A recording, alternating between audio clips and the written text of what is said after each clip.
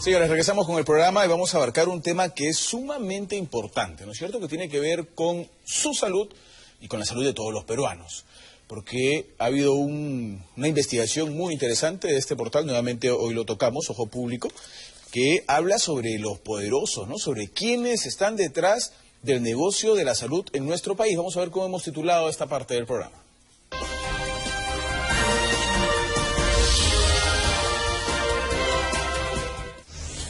La salud en manos del poder, pero del poder económico, ¿no? Hay 8 poderosos grupos económicos que tienen casi el sector salud en sus manos.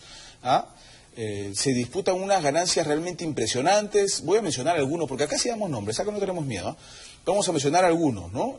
Credicorp, por ejemplo, tiene 74 centros médicos en el país, 5 clínicas, 3 cadenas de laboratorio, es dueño de Pacífico Seguros, ojalá que no me quiten el seguro. El grupo Breca también es dueño de la Clínica Internacional, la Clínica Oncológica de Miraflores, una cadena de centros de salud llamada Medicentros. Hay un grupo, los que tienen que ver con el banco BBVA, por ejemplo, que son dueños del RIMAX Seguros también. Salud y Perú, creado en el 2008, tiene un fondo de inversiones Enfoca y Oncosalud, ¿no es cierto?, que en temas de oncología es el más grande que hay. Y además ha sido fundada por exministros de salud que tuvieron la visión cuando se metieron a los cargos, ¿no? Luis Pinillos Ashton y Carlos Vallejo Solouren, ministros del gobierno, segundo gobierno aprista, ¿no? Ellos son propietarios también de la lujosa clínica Delgado en Miraflores, la más lujosa del país. Además, tengo entendido que una consulta te cuesta como 350 soles, un escándalo, que algo así puede ocurrir en nuestro país. ¿Cuál es el tema aquí? Que lo va a tener que analizar nuestro panel. Que estos grupos de gran poder económico se han hecho casi dueños de una línea vertical, ¿no es cierto? Tienen las clínicas, tienen las aseguradoras, tienen las farmacias y algunos hasta laboratorios. O sea, tienen todo para poder decidir mercados, para poder decidir precios. Para algunos eso es algo escandalosamente injusto. Augusto, ¿qué piensas? Lo que tenemos aquí es lo que los economistas denominan una integración vertical, ¿cierto? Que lo que busca en el sector privado es generar eficiencia, porque de esa manera tienen ahorro de costos en toda la transacción, ¿no? El problema está no en la generación de eficiencia en el sector privado, que finalmente puede ser virtuoso, sino en cómo luego la competencia entre aquellos que tienen el control del mercado se centra en ahorrar costos y no en mejorar el servicio del usuario. Y creo que es un problema potencial, ¿cierto? Ojo Público, que ha sacado la denuncia, no habla de un problema presente, sino de lo que podría generarse cuando al final se comienza a perjudicar al usuario final. No, pero ya está siendo perjudicado al usuario final. Hay que matizar eso también un poco, ¿cierto? Porque en quienes acceden a las clínicas es un número que no supera de los 2.5 millones de personas, ¿cierto? Mientras que aquellos que acceden a salud son más de 10.5 millones de personas. El asunto es que ese 2.5 millones de personas que hoy se atienden en servicio privado de salud, en las EPS, ¿cierto? Está incrementando entre 10 y 12% de forma anual. Y el asunto está cuando ya hay una posición de dominio absoluta, ¿cierto?, que se está encaminando a eso, es que al final el servicio podría verse perjudicado. Por esa razón, en Chile y en Colombia, la integración vertical entre entre aseguradoras, hospitales y laboratorios no está permitida, ¿cierto? ¿Por qué? Porque tiene una lógica de privilegio de la atención de aquellas personas que requieren una atención de salud. Es cierto. Yo, lamentablemente, me está fallando un poquito la máquina, pero yo había leído no solamente en Chile y Colombia, hay varios países que tienen prohibido este tipo de negociación, sobre todo cuando en temas tan importantes como salud se trata. Y Augusto mencionaba algo importante, José Manuel, que es la posición de dominio, además prohibida por un tema constitucional. La posición de dominio no es admitida, ¿no es cierto? No, constitucionalmente el único monopolio que está prohibido, me parece que está en el artículo 60 de la Constitución, 61, es en aquellos casos de televisión, radio y prensa escrita. En el caso de otros sectores económicos, lo que está prohibido es los comportamientos monopólicos. Por eso es que Indecopi no hace una evaluación previa a las fusiones y adquisiciones, sino que la hace post, ¿cierto? Por ejemplo, concertación de precios, ¿cierto? Que es uno de los casos que están prohibidos, ¿no? Por ese copia. Exactamente, uno de los problemas es el tema de la concertación de precios, ¿no? Hemos visto en otras industrias que han intentado hacer concertación de precios y el INDECOPI ha intervenido, digamos, a tiempo. Pero viendo el tema de la salud, en realidad después de la década de los 80, desastrosa, en donde no había clínicas privadas ni tanta competencia, la salud también estaba venida menos. Esto genera pues la liberalización de muchos sectores, entre ellos el tema de la salud, y ahí es donde, digamos, bajo el tema de la libre competencia se comenzaron a formar diversos poderes económicos en el tema de salud. Incluso hay que es de sectores populares, que tú has mencionado a los grandes, pero hay algunos chiquitos que tienen de todo, y hay algunos médicos incluso que tienen una red de clínicas y policlínicas en 40 distritos, tienen laboratorio, tienen centro de atención médica, tienen todo, ¿no? Y además lo usan políticamente. Hay personas que ya, digamos, doctores que utilizan esta fachada, digamos, de la salud para lanzar una campaña política. Entonces, esto es un tema que hay que regularlo, como decía acá Augusto, bueno, en otros países está prohibido. Sí, claro. Y evidentemente acá, lamentablemente, no se ha tomado cartas en el asunto y hay, yo creo, una serie... perjudica sobre todo al que tiene menos poder adquisitivo, porque el que no puede acceder o sea, quiere ir a la clínica privada, pero la clínica privada está amarrada con el laboratorio, está amarrado con otras cosas y lamentablemente no puede acceder a una salud de calidad, ¿no? Claro, entonces, si no formas parte de la aseguradora privada, tal vez una consulta te cueste como 150 soles, si estás con la aseguradora privada, tal vez te cueste 50, y en realidad es un... Y además hay un tema, mira, cuando uno va a no sé, cualquier seguro, te atiendes en una clínica privada y te vas a la farmacia a recoger los medicamentos, si tú te vas con la misma receta a la farmacia de la esquina de tu casa, sin seguro, te sale la mitad. Ah, sí, te sale la mitad. O sea, es impresionante, porque mientras que la caja de, no sé, pues de amoxil estaba en la clínica a 200 soles se lo venden, esa misma caja de la misma marca te la venden en la esquina de tu casa pues a 80 soles. Sí, entonces, entre comillas, hay una cobertura, ¿no? Pero temas, doctor Vargas Saya, cuando hablamos de temas tan importantes que son además obligaciones del gobierno, obligaciones del Estado, en todo caso como la salud, porque todos tenemos derecho a la vida y la salud, ¿no es cierto? Debería haber algún tipo de control, me imagino yo, particular, ¿no? Mire, yo voy a partir de un punto de vista distinto. No está mal. Yo no me opongo, ni nadie puede oponerse a que existan buenas clínicas, que las empresas privadas tengan sus clínicas. Si una persona que tiene dinero, un empresario que tiene fondos, puede tener inclusive una clínica en su casa. Eso no está prohibido. Me parece que en buena hora yo lo aplaudo. Si todo el mundo quiere tener su clínica, pues que la tenga. El problema no es ese. El problema es que el Estado artificialmente promueva el deterioro de la salud del Estado para justificar la privatización de la salud pública y ponerse en contacto y coordinar con estos grupos de poder económico. Las empresas privadas pueden tener sus clínicas. Pero es que es todo un juego, doctor, ahí, ¿no? ¿Ah? Es todo un juego el que todo se un hace juego. ahí. Por eso, miren ustedes, la seguridad social y la salud pública en el Perú está siendo deteriorada por obra y gracia y por culpa de los gobernantes. La salud pública y la educación es obligación perentoria del Estado. Y de 30 millones de peruanos, quizás 2 millones de peruanos pueden tener capacidad, dinero para ir a clínicas y ponerse de acuerdo, concertar sus precios y hacer lo que les da la gana. Pero el resto, por lo menos 20 millones de peruanos, tienen que esperar en la salud pública.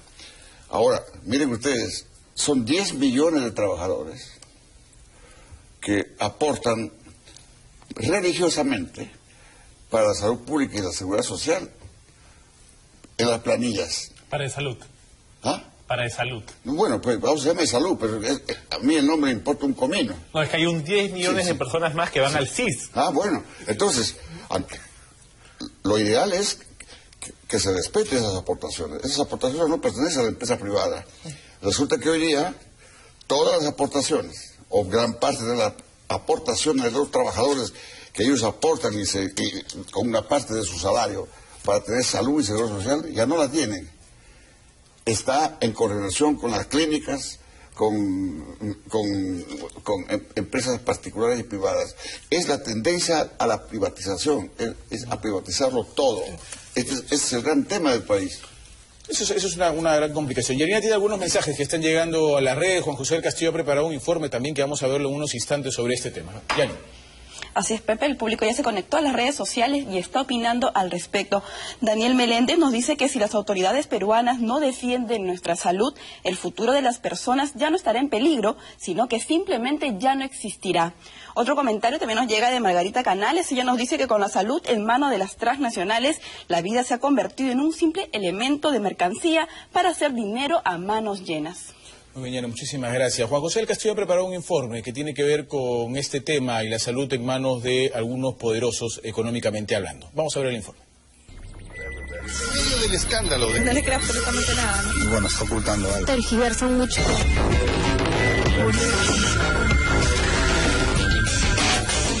Intereses millonarios se mueven en torno de la salud de los peruanos. Importantes grupos empresariales han tomado el control de las clínicas y aseguradoras más importantes del país, donde actualmente se atiende más de 3 millones de personas, ya que el Estado pretende entregar la operatividad de estos servicios a empresas privadas. Este es un gran negocio, ¿no? La salud en estos momentos se está constituyendo uno de los rubros de mayor inversión de los consorcios internacionales. Y efectivamente, existe prácticamente una integración vertical entre los seguros privados con las clínicas privadas. A pesar de que la ley del aseguramiento universal de salud en la cual se sustenta este tipo de negocios, es que el Estado va a invertir menos en el sector público para que el sector privado pueda tener el espacio natural y libre, de tal manera de que los pacientes del seguro público, llámese del SIS o la Seguridad Social, puedan atenderse a través de los servicios privados. Este es un negocio tremendo. Esto es totalmente antiético, esto es un negocio con el dolor y con la enfermedad de nuestros pacientes. De acuerdo al doctor Jesús Bonilla, presidente de la Federación Médica del Perú, la decisión del Estado de darle al sector privado la responsabilidad sobre estos servicios no se refleja en una mejora del servicio para los pacientes. Mire, hay estudios técnicamente elaborados, estadísticamente bastante establecidos, en el cual se compara el servicio público con el servicio privado, ¿no? ¿Cuál es mejor? Muchos han investigado, hay metaanálisis, revisiones sistemáticas al respecto. Pero el plan multimillonario estaría en hacerse de un mercado de 25 millones de pacientes que hoy atiende el sector público. Pero lo más apetecible para los seguros privados o para las clínicas privadas, sobre todo ellas, es venderle los servicios a los asegurados en el sector público. Son casi 9 o 10 millones de asegurados en la Seguridad Social y casi son 15 millones de asegurados en el Seguro Integral de Salud. Venderle el servicio a 25 millones de asegurados, este es el negocio redondo. Ahora ve usted cuáles son algunos de estos grupos económicos y las clínicas vinculadas a las mismas. Grupo Breca, Grupo Credicorp, Intercorp. Muy bien, ahí está el informe de Juan José del Castillo que nos pintaba también algunas cifras, ¿no es cierto? Algunas empresas, algunas cifras que tienen esta especie de control del sistema de salud. Yo le hago la pregunta a Augusto y luego a José que le hice al doctor Vargas Saya, puede que yo esté equivocado, pero ustedes son los que analizan. En temas como salud, en temas como educación, que tienen que ver con un derecho del ser humano, ¿podemos dejar esto al libre mercado y decir, caramba, que vengan 80.000 clínicas? Si sabemos cuál es la consecuencia de eso. Lo mismo pasa en educación, ¿ah? El símil es igual. Que vengan 5.000 colegios privados por distrito, no hay problema, pero ya sabemos cuál es la conclusión. Los públicos terminan siendo un desastre. Hay servicios esenciales de los cuales el Estado no puede abdicar del rol que tiene. Dos de ellos fundamentales son los vinculados a salud y educación, esenciales para el desarrollo de un país, una sociedad y finalmente para desarrollarlos como seres humanos. Y creo que el problema no está en que entre un privado. ¿cierto? Finalmente el privado podría brindar un servicio. El problema está en qué condiciones entra y qué tipo de servicio brinda.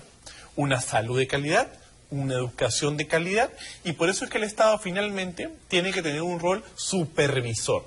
Y para eso debe existir una entidad supervisora de la educación superior, que es la que las universidades privadas no quieren de ningún modo, porque no quieren que se les evalúe la calidad, y también la Superintendencia Nacional de Salud debería funcionar como corresponda. ¿Qué quiere decir como corresponda? Asegurarse que el paciente reciba un buen servicio, ¿cierto? Y que todos tengan acceso a la salud. A propósito de eso, quisiera decir, claro, en los países escandinavos, en gran parte de los países europeos y también en América Latina, en Uruguay, por ejemplo, fíjense ustedes, cosa que aquí ni en la mente de nadie existe lo que voy a decir.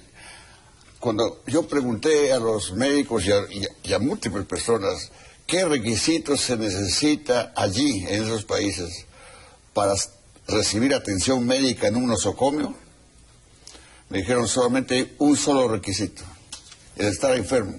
Claro. En Uruguay, no señor, que no hay requisito, estar enfermo. El que está enfermo recibe salud pública porque el Estado se encarga de eso. Acá no, en el Perú se ha convertido la salud pública en materia prima de los negocios. No puede ser materia prima el enfermo. Es más, si hablamos de seguridad, por ejemplo, los peruanos en su propia patria, como decía hace momentos, son una suerte de extranjeros, extraños. Un piurano, un arequipeño, un loretano o un cusqueño que se enferme en Lima no puede ser atendido porque no coincide, por ejemplo, su DNI, si es de Cusco, no puede ser atendido en Lima si es que no transfiere su DNI a Lima. Sí. Es decir, que un cusqueño, un tacneño o cualquier peruano del resto del país no puede ser atendido en otra región porque es un extranjero. Es decir, la salud pública se ha convertido en un negocio y el enfermo en materia prima de los comerciantes. ¿Qué le queda a ese señor? Irse a una clínica. Ni la salud ni la educación puede ser. Ese es el problema. Sí. Termina pagando por altísimos precios por salud porque no tiene una salud pública de calidad. Claro, así ese es el problema. Sí, lamentablemente el que no tiene dinero en este país se muere. Y lo hemos visto como lamentablemente en los hospitales, Arzobispo Loaiza, en los hospitales públicos, muchas veces los enfermos en emergencia están en el suelo, están en los pasadizos, en las camillas, porque no hay capacidad. Sí, y esto se ha descuidado. Entonces, bueno, la libertad, digamos, de que abran una clínica, ok, perfecto, ¿no? Como decía el doctor, el que tiene dinero puede ir y paga, pero ¿qué hay con el sector de la población que no tiene recursos económicos para acceder a la salud, a una salud de calidad? ¿Sabe a qué se debe eso? Sí. Repito, hay una mentalidad retrógrada en los gobernantes. Los gobernantes se han entregado las fauces del poder fáctico, digamos. Entonces, para que los enfermos se convenzan, los peruanos enfermos que sufren de alteración de su salud, se convenzan que es mejor una clínica o ir a pagar y esforzarse y hipotecarse para curarse, el Estado se encarga de deteriorar el servicio nacional. Y eso es grave. Vamos con los hospitales, la asistencia estatal, lo deterioran a propósito, artificialmente, para justificar que los enfermos se fuguen. Por eso nunca hay camas, nunca hay medicina, nunca... Vamos con llamadas telefónicas. Hola, buenas noches. ¿Aló? Sí, bienvenida, buenas noches. Ya, sí, gracias por atenderme, les felicito muchísimo. Miren, señores panelistas, yo me siento defraudada con el salud, hasta me siento estafada. Tengo 35 años de servicio, soy una mujer de 60 años. Nunca me han dado ni una pastillita, nunca me han atendido. Y entonces he tenido que operar, he tenido que sacar plata del banco, estoy endeudada con el banco. Para mí, que son unos ladrones, eso lo deben privatizar. El salud es una estafa, eso debe ver el gobierno. Gracias. Ok, gracias a usted por su comunicación. Hola, buenas noches. ¿Aló? Aló, buenas noches, señor. Bienvenida, buenas noches. Mi sugerencia es que los peruanos no podemos permitir por ninguna manera, que se privatice, señor, lo que es el sector salud, educación y seguridad. Por ninguna manera. Si estas instituciones, señor, están mal, lamentablemente es por la mala administración. Y sí hay una mala administración porque no tenemos buenos profesionales que pueden entrar a estas instituciones a dirigir. Y por culpa de estos malos profesionales, los peruanos no podemos pagar, menos entregando esas tres instituciones a manos extranjeras, señor. Y como dice el señor, en América Latina, señor, como es Uruguay y Argentina, hay que envidiar, señor, esos sectores de salud, porque he tenido una experiencia, señor, que una hermana ha estado internada en un hospital argentino y por ninguna manera, señor, me han hecho pagar ni un sol, señor, ni un sol. Mi hermana ha estado internada 6 meses gratuitamente, señor, y le han salvado la vida. Por eso yo agradezco mucho a ese país, señor. Y eso mismo debemos imitar aquí en el Perú, señor. Muchas gracias. Gracias por contarnos esa experiencia. Hola, buenas noches. Buenas noches. Sí, señor, bienvenido, lo escuchamos. Bien, buenas noches. Mira, aquí el problema que estoy escuchando se da más que todo porque se está permitiendo, el Estado peruano está permitiendo la puesta en marcha de unos conglomerados en el sector salud de parte de la empresa privada. Ok, gracias por su opinión. Yanina, ¿algunos mensajes que están llegando antes de seguir con las llamadas? Precisamente, Pepe, nos llegan diversos comentarios de este tema. Ramiro Rojas, él nos dice que el abandono del gobierno permite que en el Perú se haga permanentemente la mala nutrición y se viole el derecho constitucional a la salud humana. Otro comentario también nos llega de Silvia Benavente. Ella nos dice que el cada vez menor acceso a los medicamentos por sus altos precios está causando un impacto nocivo en la salud de los peruanos más pobres. Muchas gracias, Yani. Siempre recuerde que puede estar en contacto con nosotros a través de las redes sociales. Yanina se encarga de leer sus mensajes que llegan a nuestra página y, por supuesto, usted puede escribir también al @rbc_satelital, @rbc_satelital, y sus mensajes de Twitter serán leídos también. A ver, estamos un poco viendo que el problema está fundamentalmente en el comportamiento del sector público, ¿no es cierto? No más que en el comportamiento del sector privado, por lo menos esas conclusiones a las que ustedes están arribando. El sector privado tiene una motivación natural, que es generar renta. Hacer plata. Hacer plata, ¿cierto? Y para eso están hechas las empresas, no para otra cosa. Entonces, y cuando hablamos de salud, el tema se vuelve más sensible. Pues porque no estamos vendiendo licuadoras. Exacto. Estamos salvando vidas, estamos dando condiciones de salud. Y por eso es que el Estado no puede abdicar de su rol o proveedor de salud, o al menos de supervisor del servicio de salud que se está brindando. Porque es un tema muy delicado. Y lo que no puede pasar, y está pasando, es que al final se vea la salud de una persona como un paquete de monedas. Y eso es gravísimo. Claro, porque tú dices, hay otra realidad, ¿no es cierto? Yo tengo una enfermedad y los mejores médicos, evidentemente, por una cuestión de conveniencia personal y profesional, están en las mejores clínicas. Mientras los médicos, sin vapulearlos, por supuesto, son excelentes profesionales, del 2 de mayo, de estos hospitales, digamos, están en huelga reclamando es que se va deteriorando el sistema. Eso es lo que sucede.